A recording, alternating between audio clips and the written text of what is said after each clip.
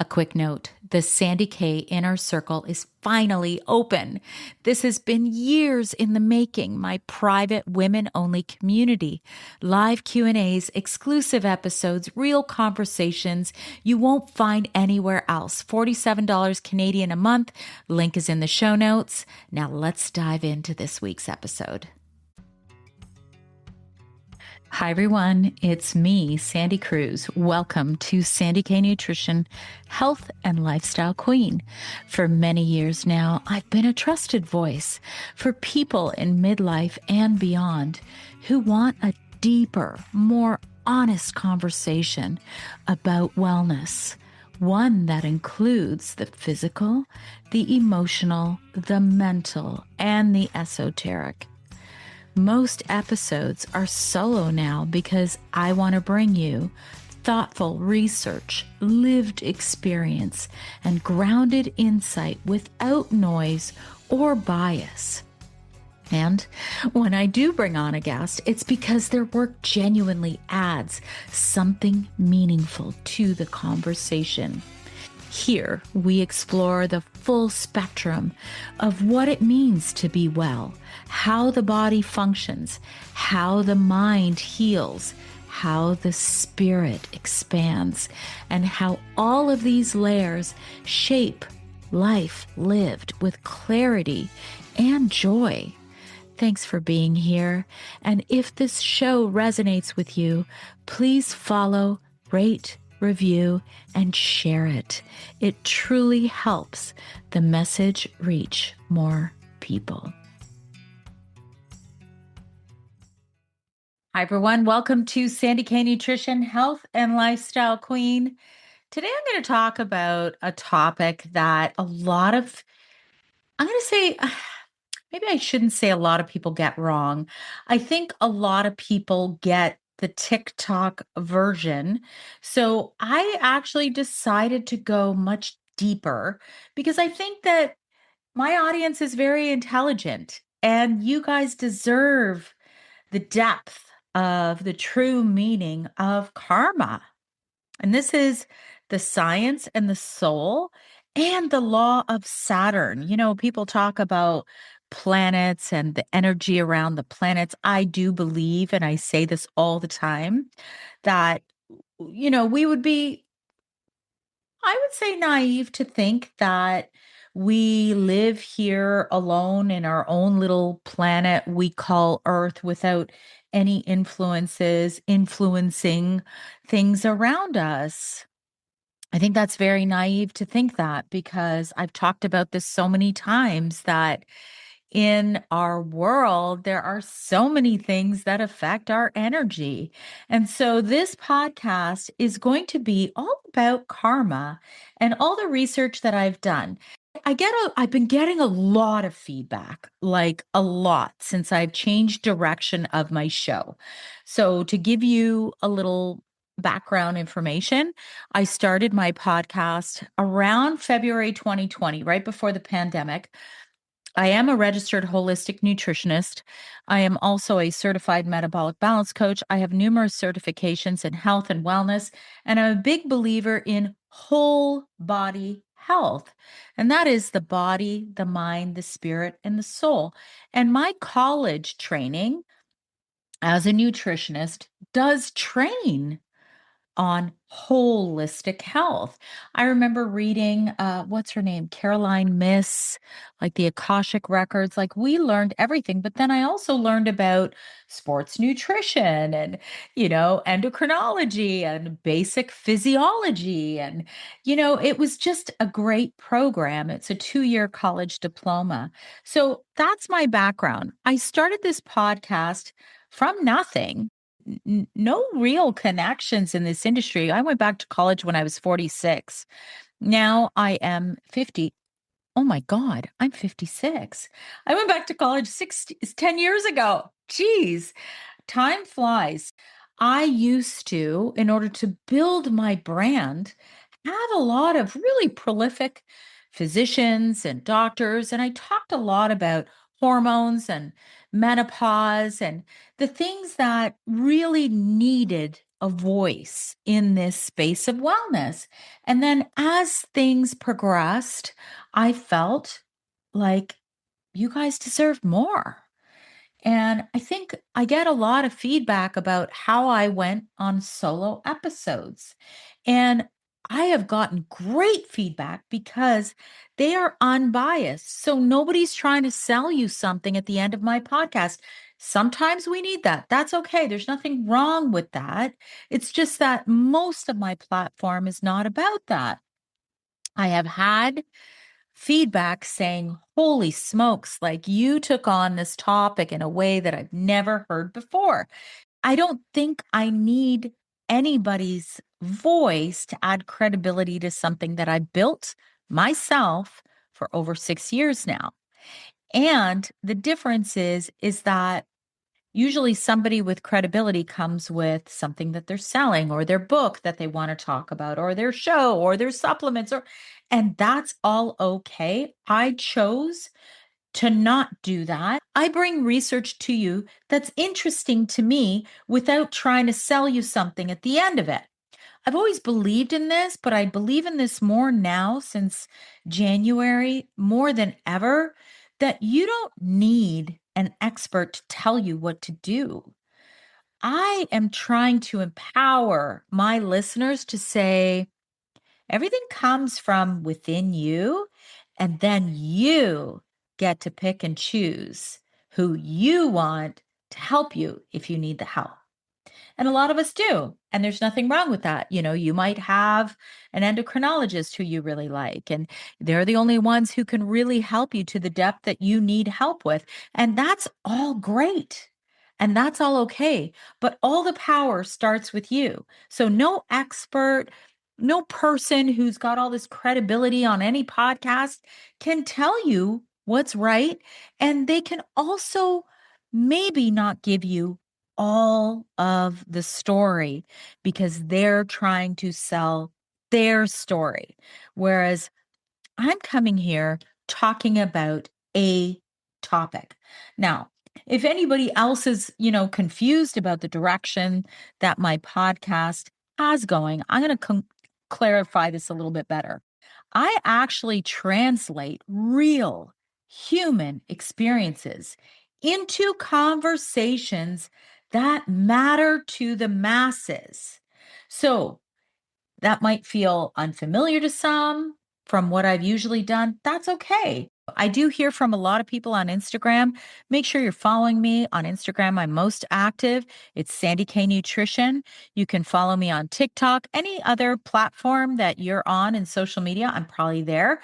Also, be sure that you're subscribing wherever you are listening to this podcast because it helps me to just get more listeners. And if any topic resonates with you, please share it. Okay, now let's get to today's topic. It's all about karma. I'm going to start by saying the word karma does not mean revenge. It also doesn't mean payback, and it doesn't even mean punishment. What it means is action. That's the literal translation. And the people who first taught it, I think it was the rishis of Upanishads. I can't pronounce it. The Buddha, Krishna, uh, Bhagavad Gita. I'm sorry for butchering these names, but they were not describing a cosmic referee that's keeping score. They're describing a law of nature as exact as gravity, that every action sets something in motion, and what is set in motion returns. So, 3,000 years later, a neuroscientist at Emory University trained a mouse to fear the smell of cherry blossom. I've talked about this on my podcast with Mark Wallin, who wrote the book It Didn't Start With You. Well, that mouse had children, then grandchildren. None of them had ever smelled cherry blossom in their life, and every one of them was born afraid of it. Okay. This is all a part of karma. not the bumper sticker version. This is the real one. And today I'm going to talk to you all the way through it with the ancient teachers, the modern research, the generational thread that runs through your own family. And yes, I'm even going to bring in some astrology because Saturn has been called the Lord of Karma for a reason. And I've lived on the edge of this. And I'll explain that in a bit. I am a big fan of bringing science and soul to everything. I like to bring in research, and this is an episode I've actually wanted to make for a long time because karma is one of the most misused ideas in modern language. We say it constantly. You hear it all the time. You see TikToks, and almost every time we mean the cheap version. Okay. I'm going to give you the real one. And this is the one with great traditions, and it's actually taught, the one that research is now catching up to, and the one that once you understand it, it changes how you live inside your own body. So let's begin with, the word. Karma actually comes from Sanskrit. To do, to make, to act.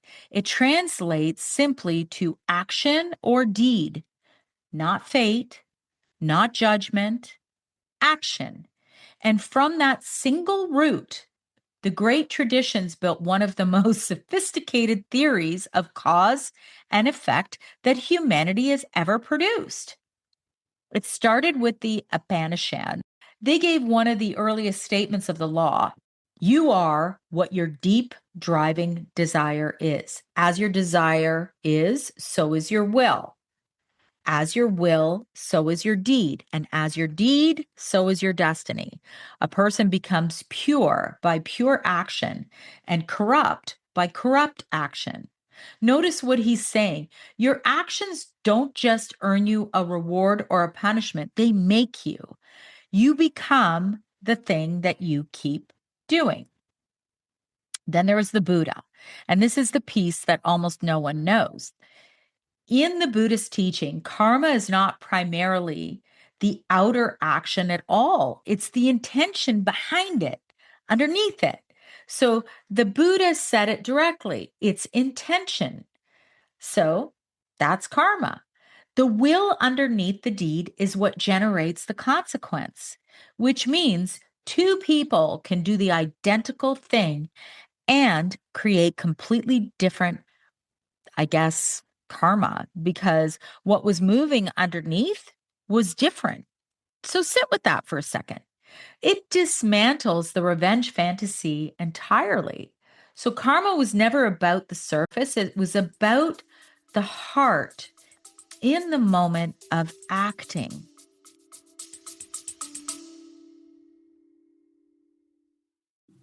I want to take a quick moment to tell you about something I created just for you. If you love what I talk about on this podcast, the hormones, the thyroid, the gut, the labs, the whole body, mind, spirit, and soul conversation, there's a place where we can get so much deeper than I ever could on this public feed. It's called the Sandy K Inner Circle, my private women-only community. Every month, you get a live Q&A with me on Zoom. Real questions, real answers, no scripts, no filters, nobody telling you that this must be done a certain way, just open discussions. You also get an exclusive episode nobody else hears, a practical download you can actually use, and access to our private women-only Facebook community where wide open, honest discussions happen on every topic. No agendas, no noise, no bias, no trendy health advice from people who pay for their platforms. Just real, honest conversations you won't find anywhere else. Founding member spots are limited, $47 Canadian per month. Link is in the show notes, sandycruz.substack.com.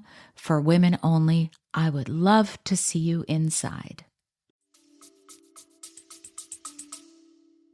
Then there's the Bhagavad Gita, and this is the teaching that reorganized my whole understanding.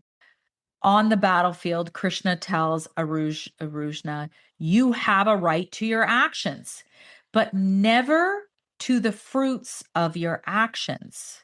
Do your work fully with everything you have, but release the grip on the outcome. The moment you act for a result, you've tied yourself to it.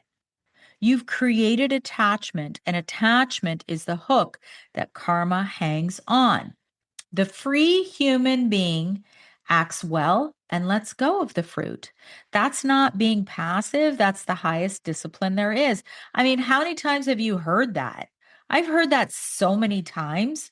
Like, don't be too attached to the outcome. Like, this is not easy to do. Believe me, I find it virtually impossible. And then there's the most literal theory of all. They're the Jains. In Jainism, karma is not a metaphor. It's almost physical.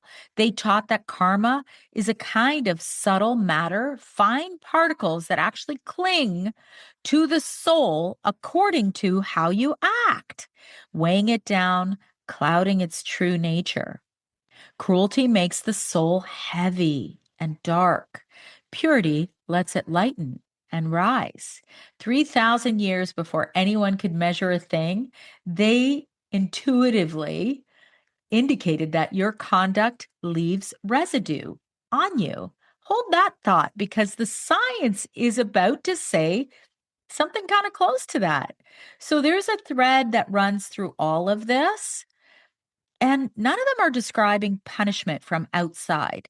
They're all describing a similar thing, that action leaves a mark on you, on the world, and that mark shapes everything that comes next.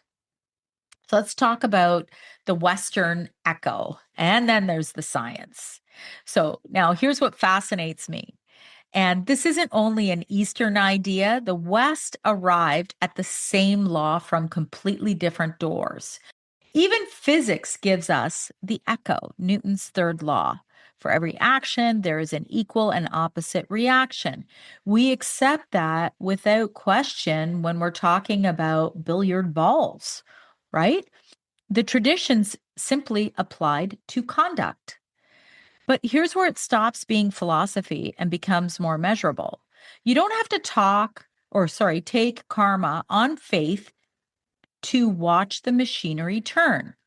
Start with the brain. There's a principle in neuroscience, there's so much stuff about the brain that's held since 1949.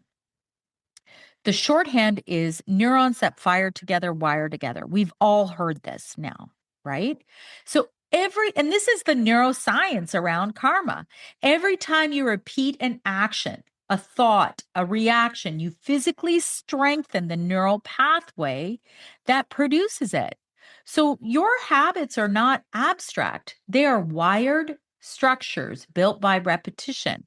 So when you act in a certain way, again and again, generous or bitter, honest or deceitful, you are literally constructing the brain that makes that behavior easier next time. You become what you repeatedly do. There you go. Now go back to the Jains and their idea that karma as a residue that clings to the soul. Listen to what holding a grievance does to the body. When we carry resentment, we replay an injury. We rehearse it. We keep the wound open. We keep the nervous system locked in a low grade stress state. Cortisol stays elevated. The body cannot tell the difference between the original wrong and the 100th time that you relive it. To your physiology, it's happening again, right now. And chronic hostility and unresolved resentment are linked in the research to higher blood pressure, poor cardiovascular outcomes, elevated inflammation. So there you go. The bitterness is clinging to you, it weighs you down. The Jains called this karmic matter. We call it allostatic load. Same phenomenon. And then this is where the forgiveness research comes in. Work like Dr. Everett Worthington's REACH model, which I've talked about on my show before. The findings are consistent. When people genuinely move through forgiveness, the markers shift: lower cortisol, calmer cardiovascular response, better immune function. Forgiveness, it turns out, is not something you do for the person who hurt you. It's a physiological act of self rescue. And then there's Carl Jung. Always got to bring in Jung, right? Who gave us maybe one of the most haunting lines on this. He's often quoted as saying that until you make the unconscious conscious, it will direct your life and you will call it fate. So the patterns you refuse to look at don't disappear. They run you from below. And then you blame destiny for the results that you were quietly authoring the whole time. The karma described in the language of depth psychology. So I'll be precise with you because I always am. Science does not prove a cosmic ledger. That part lives in the realm of soul and faith and tradition. And I'm not going to pretend otherwise. But the mechanism, how action becomes consequence, the brain, the body, and the world around us, that's not belief. That's observable. The ancient word for it was karma. The modern words are neuroplasticity, allostatic load, and the unexamined consciousness.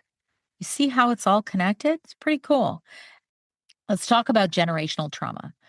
Now, I'm going to take you somewhere that a lot of conversations just won't go, um, about karma, because karma, it's never only personal. The traditions always understood it as something that runs through a bloodline. So in the Vedic tradition, there's a concept that's called its ancestral debt.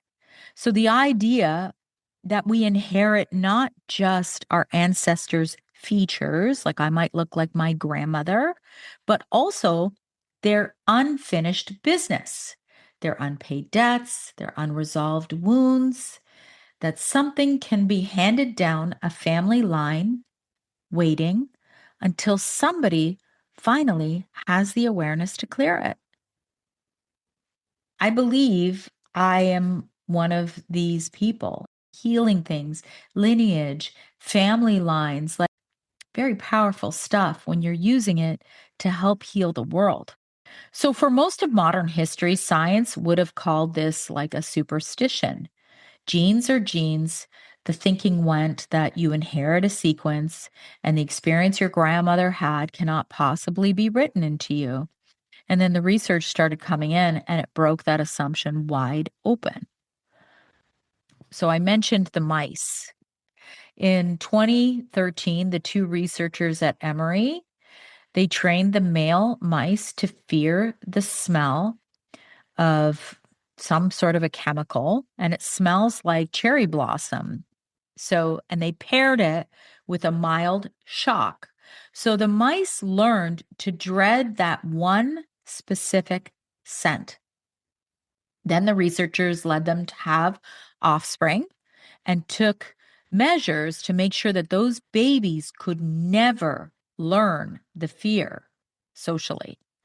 The offspring had never smelled that chemical. And so they had absolutely no reason to react to it.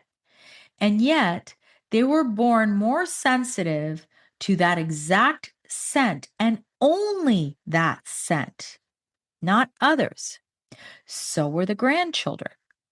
When the scientists looked at the father's sperm, they found an epigenetic change, altered methylation on the very gene that codes for the receptor that detects that smell. The fear of and experience the offspring never had was written into their biology and passed down 2 generations. So, a parent's anxiety could shape later generations through epigenetic changes to the receptors for stress hormones. So, now bring it to humans.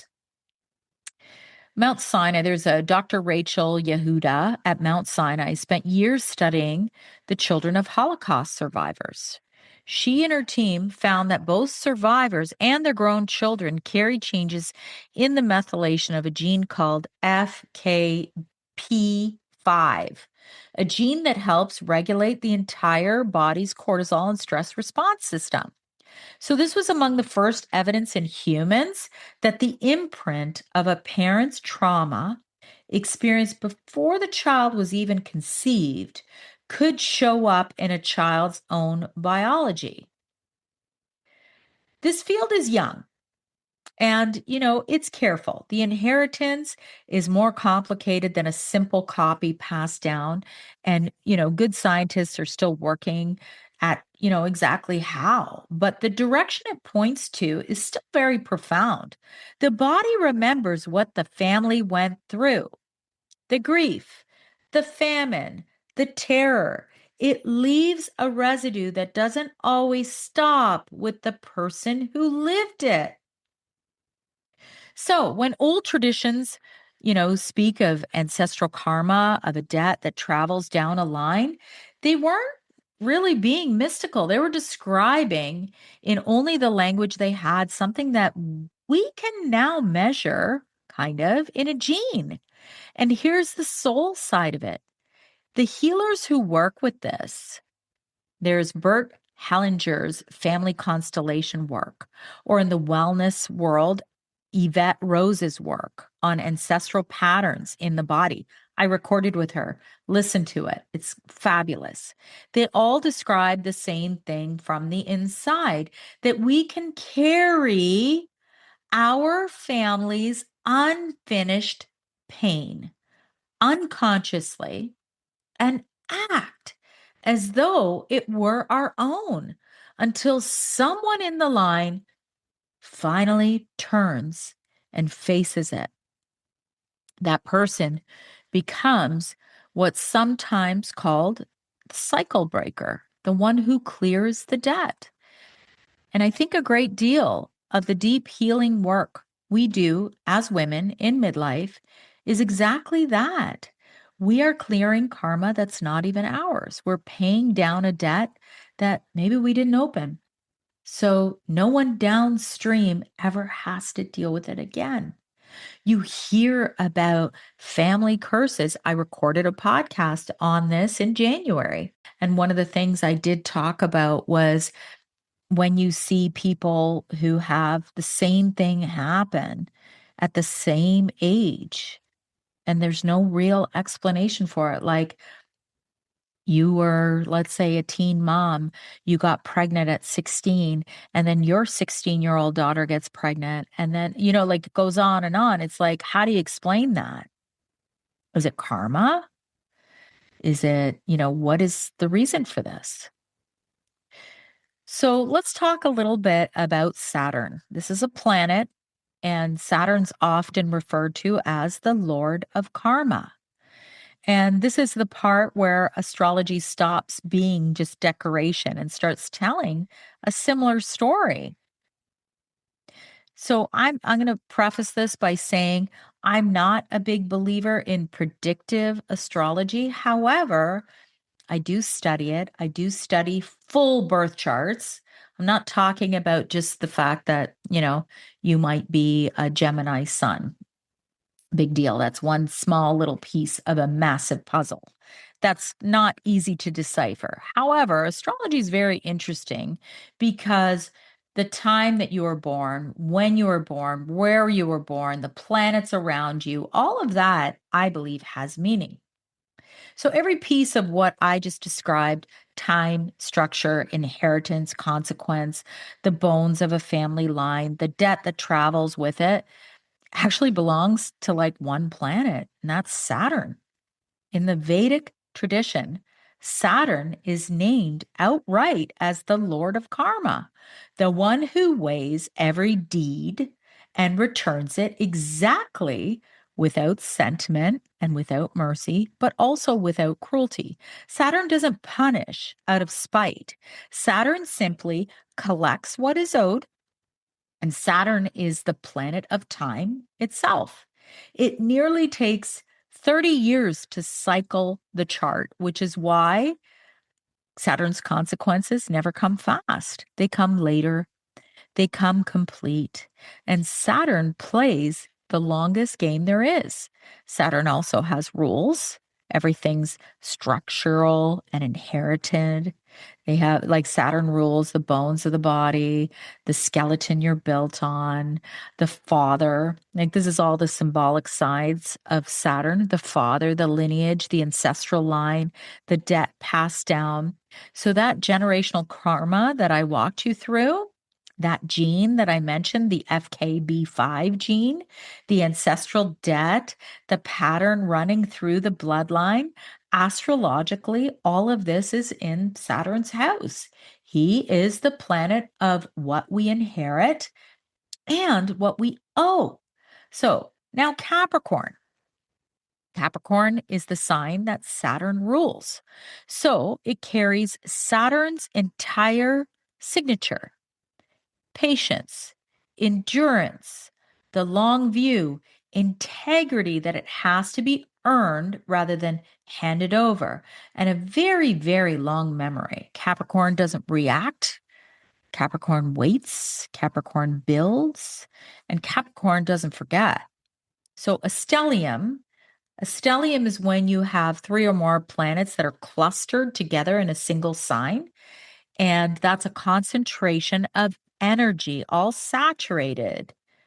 So, Capricorn stellium means that a person is carrying a concentrated dose of Saturn's domain. So, multiple parts of their nature all running on that disciplined, accountable, consequence bearing, long memoried. Okay. So when someone has a Capricorn stellium in their chart, Saturn isn't a background influence in their chart. So Saturn is running the room. And here's the teaching, one that I've actually come to understand very deeply. When you wrong a person carrying that much Saturn energy, you're not simply hurting someone. You're stepping directly into Saturn's jurisdiction.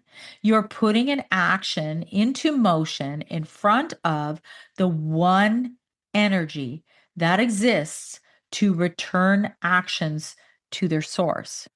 So Saturn collects, not loudly, not quickly, but completely and precisely and on time. When they say, I'm taking like a little TikTok meme and I'm bringing a little bit more depth to it. But when they say don't test a Capricorn, it's not a personality quirk. It's that you've wronged someone standing inside the Lord of Karma's own court. So I find this like super, super interesting. So now I'm going to tell you a little bit of just an interesting nuance. So, rising sign, or ascendant sign, I am a Cancer. So, the ascendant of a person is the mask. So, it's like the front door. It's the first thing that anyone meets in you before they know anything really about you. And I am a Cancer rising. So, I'm ruled by the moon. I lead with softness, warmth, kindness, the instinct to hold space, to care, to nurture. So, people, when they meet you by your ascendant or your rising sign. And it's not performance, it's just, we all have, I guess, personas.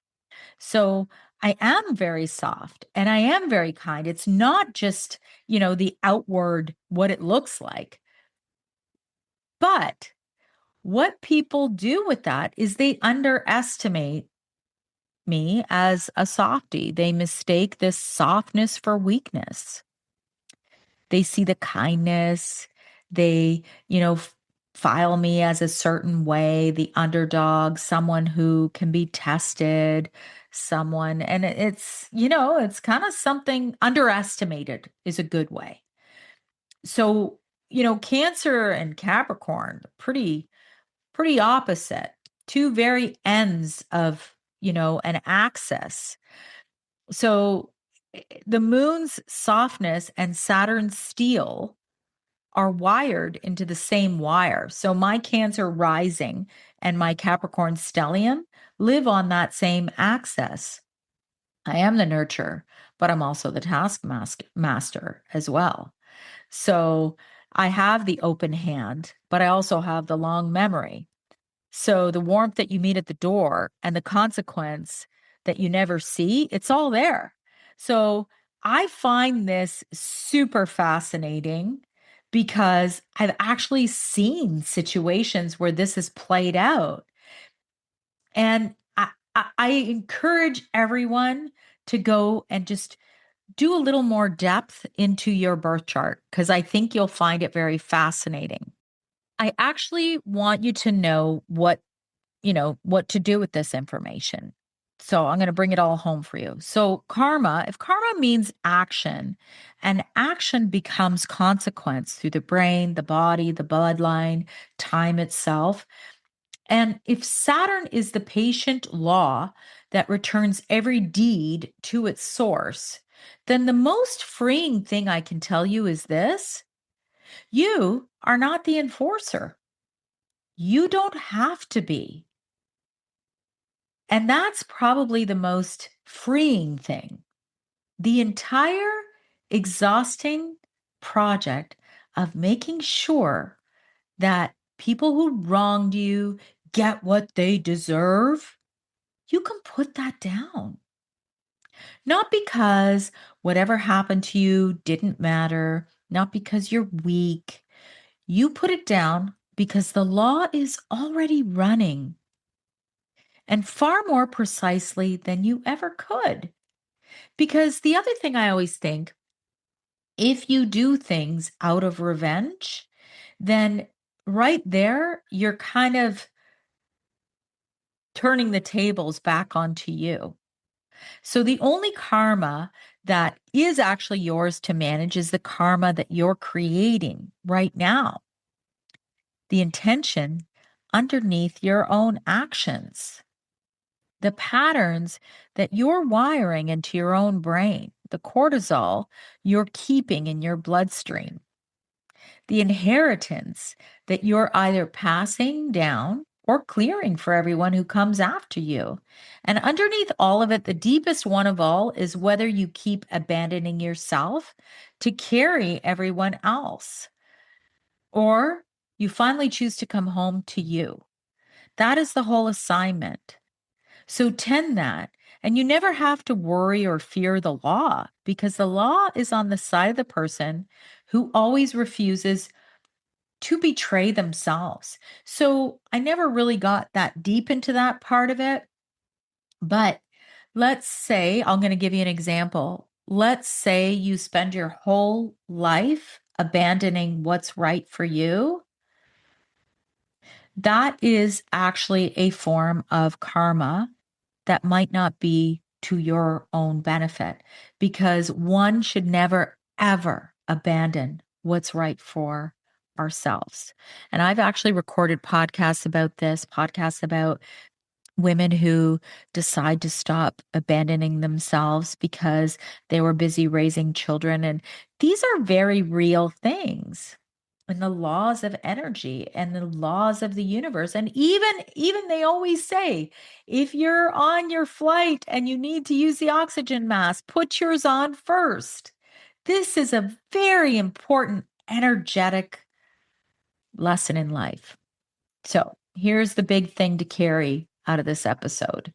This week, I want you to catch the moment that you're about to abandon yourself for someone else.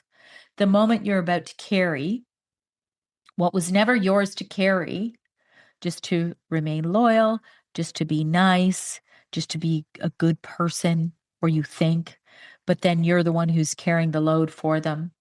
Say yes when your whole body means no, or stay loyal to someone who has always been loyal to you, not to somebody who's never shown you that loyalty. I want you to catch it and then always choose yourself instead. That's just one action. So karma means action, remember, and this is the only action that was ever truly yours. Just stop betraying yourself. Do that, and the rest of the law will take care of itself. So that's it. The true meaning of karma, not revenge, but action.